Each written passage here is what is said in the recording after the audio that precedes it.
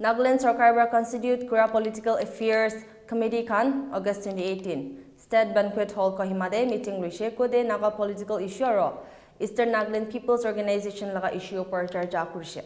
Meeting law khatam hoa pichida Minister for Power and Parliamentary Affairs aro State Spokesperson KG Kenyebra media lokot kota kurishe. KG Kenya kushigi committee ra Lok Sabha aro Rajya Sabha MP Shamil kurigina Naga political issue resolve kurubole koshish kurese. Kenya ra janaishiki kota age loi jabole karne committee khan organization logot direct engage kurubole ase. Enpo laga issue opor Kenya ra akara kishegi dialogue age loi jabo karne Enpo khan Pradesh Sarkar logot miligina kam kurubo. KG Kenya ra Nagaland Liquor Total Prohibition Act opor bi kota kurishe. IB details saisabo. Today, the Political Affairs Committee, after its formation in this tenure of our government, was constituted in November last year. And after quite a long time, today we have convened a meeting to take up the issue of the Naga political dialogues and also the Enpo issue in the later half of the day. So, unlike the other years, this time PAC has also roped in all the political parties in the state who have elected representatives in the State Assembly and in the Parliament also. So we have altogether 9 political parties who are in the PDA in the government, encompassing 60 MLAs of the state, representing 8 political parties and the independent group, which makes us a total of 9 groups. But after the last parliamentary election, the Congress, who elected their representative to the parliament, now has become a part of the PAC as well as the political consultative committee members. So with these representatives from the political parties also, it is being held for the first time because we want a cross-section of views and opinions representing our people in the state. We had a healthy discussion. We were also joined by our 2 honorable MPs from the Rajya Sabha and from the Lok Sabha, and all have made very good inputs on how to go about again, start again, to pick up the trails from where the last PAC had left us in the previous government. So this time around, the members felt that our approach should change a little bit towards trying to resolve our political issue. All these years, as you have seen, priority has been given to the negotiating parties, which is the Naga national political groups. And countless times, the State Political Affairs Committee have engaged in the similar dialogues and discussions with almost every group that existed before until now, with this request, appeal, asking them to come together as one single entity while they represent our people in the talks with the government of India. The parties, which is the Naga national political groups, and countless times the state political affairs committee have engaged in the similar dialogues and discussions with almost every group that existed before until now, with this request, appeal, asking them to come together as one single entity while they represent our people in the talks with the government of India. But unfortunately, despite so much appeal from our people, they don't seem to be able to come together and see eye to eye on their differences. So not able to sink their differences, but continue to maintain separate identities among themselves. And we have also had two major agreements with the government of India, the framework agreement and the agreed position, which we all know of. But there are certain areas of the framework agreement which has not been divulged and has not come into the public domain so far. Whereas the agreed position has been brought to the public domain through the press, all of you, and also by circulation of their documents to the individuals. So, with this parallel stand that they are maintaining, we thought it is detrimental to the peace negotiations they have with the government of India. Maybe this could be the reason for the delay in our talks also. Therefore, the PAC this time, after today's meeting, feels that we should approach the people's organizations which exist, the civil society organizations and the tribal organizations, the apex Naga bodies who represent the voice of the people also, and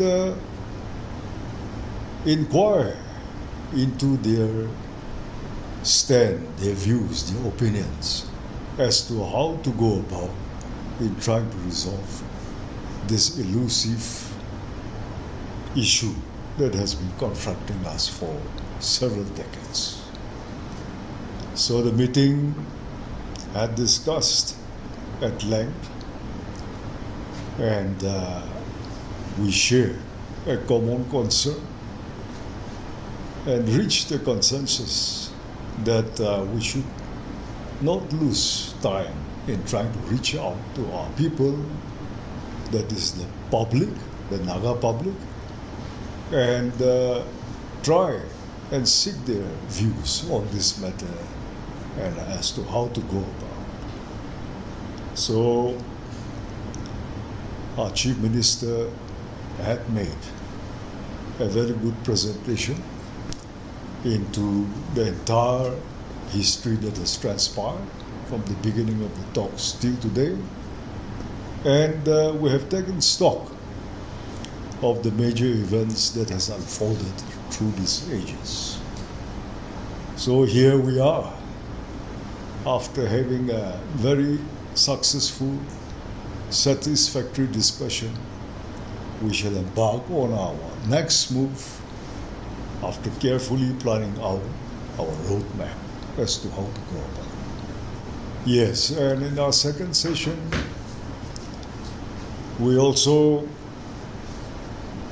discussed about the latest status of the discussion that our Enpo is having with the government of India. And you are aware that there has been a change of guard in the office bearers of the Enpo, after which we understand that they have met the government of India once. It is you who have reported in the press that they have met in Guwahati. So the House was enlightened by our Enpo members about the discussion that transpired there. Oh, nothing much different from what has been discussed with the earlier team. It was more or less of an introductory meeting of the new office bearers to the government of India's officials. So we shall see what transpires and how they go about. And we are hopeful that the new team will cooperate with our state government more closely and work more closely with us while trying to resolve this issue. So the state government is yet to give the comments to the committee constituted by the Ministry of Home Affairs. It has been learned that the Enpo also met CM recently and they had submitted a representation, and they have also urged the government to give its comments at the earliest. That is true. In the first meeting that they have met with our Chief Minister, I think one request that they have put forward to the CM is to expedite the recommendation process as envisaged by both the Government of India and the Enpo. So, as it was stated earlier, the Chief Minister and the state government stand is clear that without first consulting the Nltp, the Eastern Nagaland Legislators Union, and seeking their opinion on the proposals put forward by the Government of India, the state on its own is not in a position to make any recommendations. So that is where it is taking a little time, but not willing to bypass the most important section of the people, their own representatives. I don't think the state government will take a unitary decision on this matter. This is a top agenda and it is a contentious issue. So, despite other business of the government, unless it is so necessary, the government will give top priority to this area in trying to reach out to mobilize a meeting with our other CSOs, civil societies, at the earliest. So does it mean that the PAC will be kind of not indulging directly with the groups that is in talks, but seek the people's mandate here? See, like I have said in the beginning, that was the trend with all the PSCs earlier. They have engaged, thoroughly engaged over the years. And I think considerable time has been devoted in that area. But the outcome is not satisfactory, by which I mean to say that they are not coming closer, collaborating with each other. Whereas the appeal of the people is a single entity. Sing their differences, come together, be one group only while representing our people's political issue with GOI. and have only one, with one approach, have only one arrangement, so that that will give the government of India also an easier way to take a decision without having multiple demands from our side being placed to them. That is what they were actually working for. But it has evoked no response in that area and in that direction. So now it is going to be the other way around. If it is okay by the people, it's fine with us. After all, the main stakeholders and the purpose for all these talks are for the interest of the people. So if the people are not okay, then what do they say? What their suggestions are also. We have to elicit the opinion of the public, the mass. And that is where we're trying to make our approach towards this time. So the government, oppositionless government, was formed to tackle the Naga political issue. That was the main top priority for that. So would you say the PAC now is another formation to tackle this? Did it fail, the oppositionless government, in tackling the issue? Exactly. The purpose of coming together, cutting across political party colors in the House. The 60 members' intention is to give an impetus and to strengthen the hands of the government of the day, the leadership of the day, so that we'll be able to expediently resolve our differences, whatever is pending in front of us. So governments have also had opposition as go, with all 60 members coming together.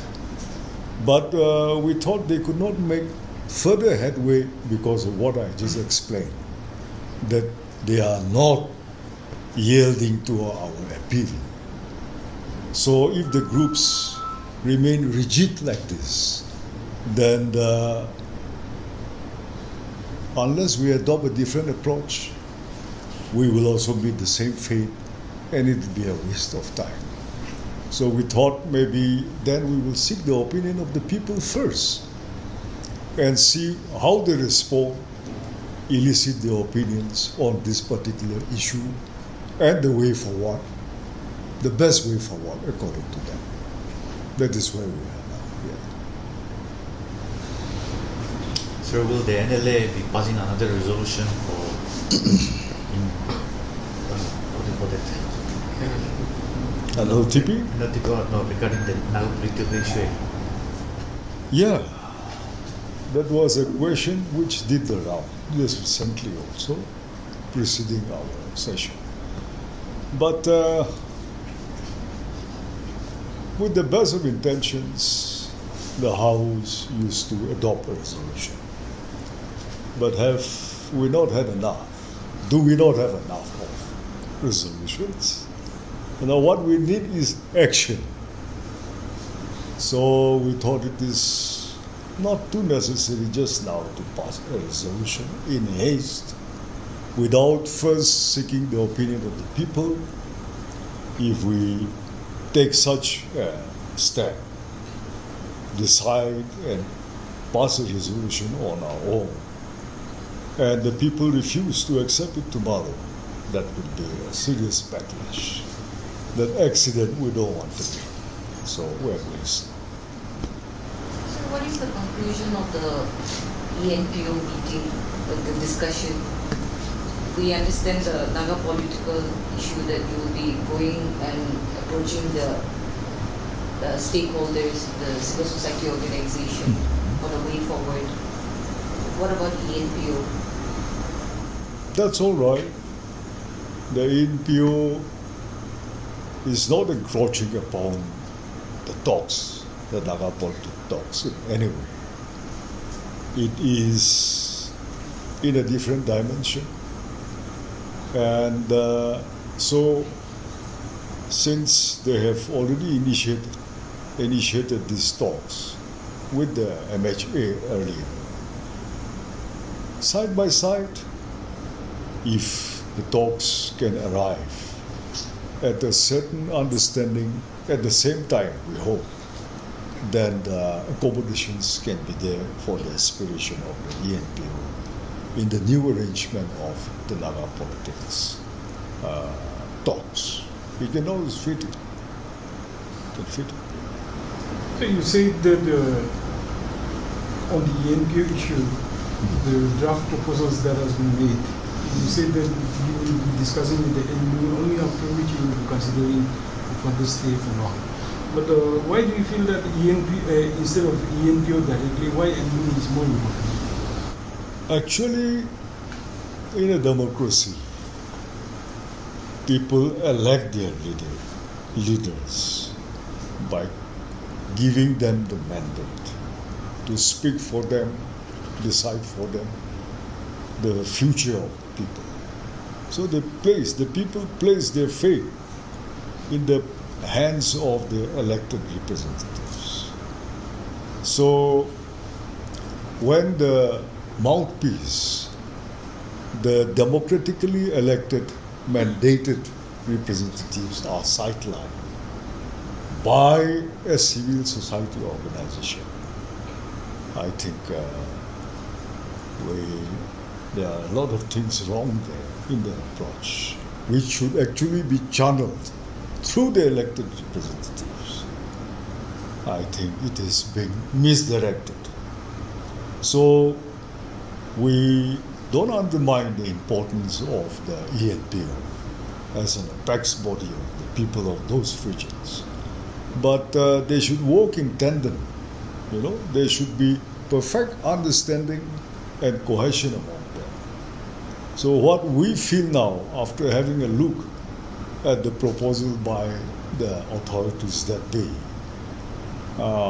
there could be certain areas where frictions may arise, differences of opinion may erupt between their own people in the eastern region, as per the roles identified there to be played and the responsibilities to be divided from among their own leaders.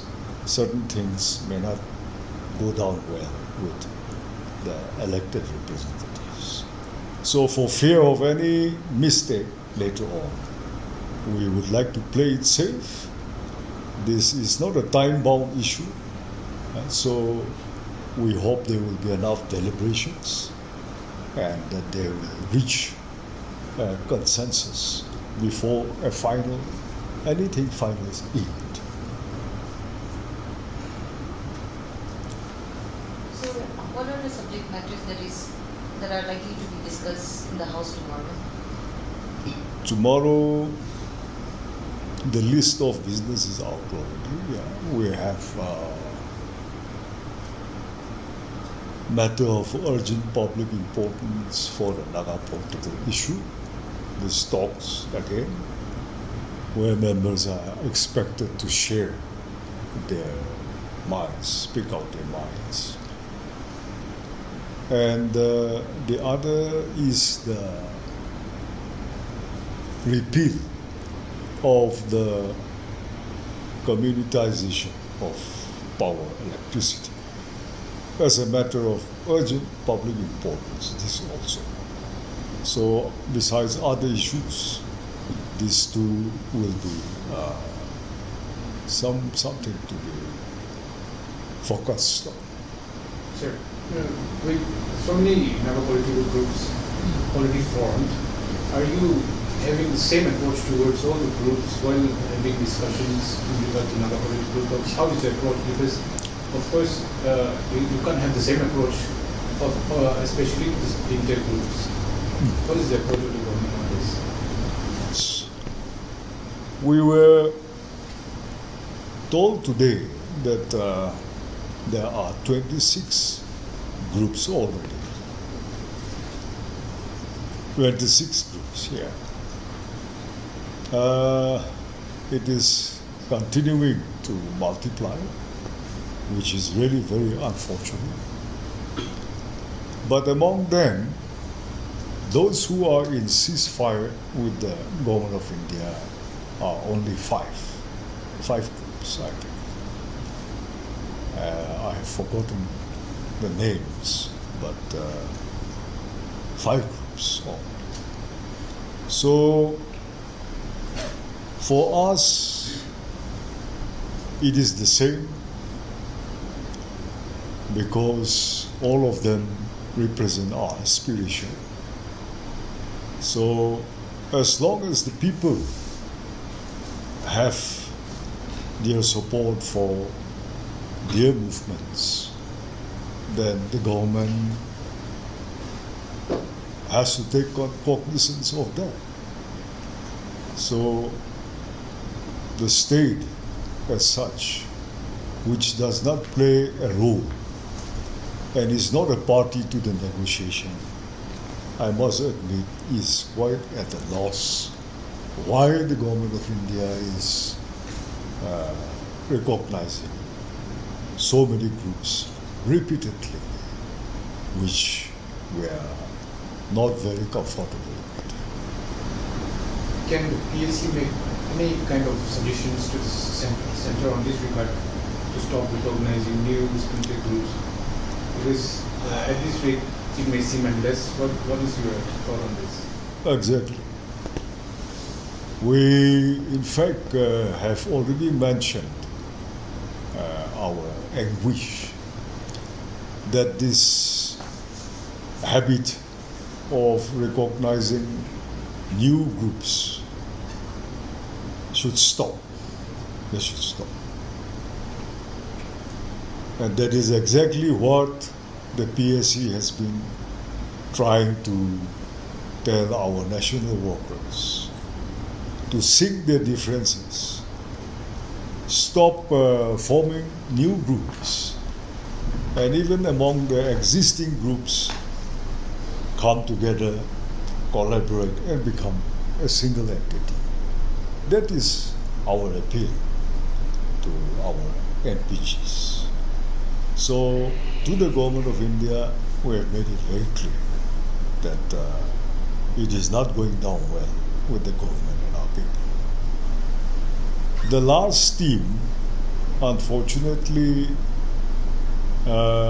isolated themselves to a great extent and did not come forward for a talk, even with the state government. So the government cannot force any organization to come and meet us or sit across the table and talk with us if they are averse to talks with the government of the Naga. So these were some areas which have delayed our talk and our meeting point. And now that the new team, without even being asked to come and meet, on their own have already paid a visit to the state, the head of the state, our chief minister, is, I think, a very good sign. And we hope that the momentum will pick up for tripartite talk. But time-bound in a sense, I mean in general, that we should be patient. We cannot expect problems to be solved so quickly, and these are issues which have taken decades altogether. So while trying to resolve it, we should have also exercised the same amount of patience that we have waited for all these years. Like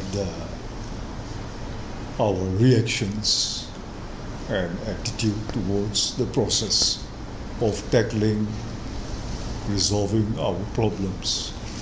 Recently, you have seen how the Nltp Act has kicked up the storm, which was really very unnecessary. I must say, I've been saying that there has been overreactions from different sections of our society, which was very unexpected. Our obsession with this word called death, I think we have to be cautious about this. Proposition that the government rightly has to make. If a law is not satisfactorily being effected, then it is for the government to reconsider by way of evaluating how effective or how efficient a law is performing. Thus, it has the desired effects that the government has enacted 3.5 decades back. How is it faring now after all these years? If it is not the government's job, then whose job?